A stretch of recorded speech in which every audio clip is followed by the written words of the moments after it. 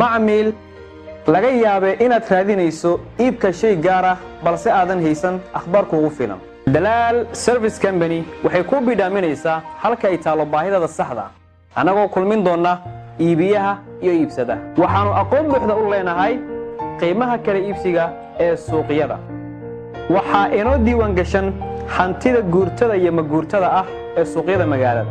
Adeegyada Dalaal Service Company idin qabanayso waxaa ka mid ah kala iibinta hantida guurtada iyo maguurtada sida dhulalka, gawaarida iyo mootooyinka celiska oo ay ka mid yihiin Bajaj, Facebook iyo Faycon. Sidoo kale shirkaddu waxay idin qabanaysaa kiraynta guryaha noocyadooda kala duwan. Dhammaan adeegyadan iyo qiimahooda waxaanu si online ugu soo bandhigi doonaa bogga aynu ku leenahay barta internetka.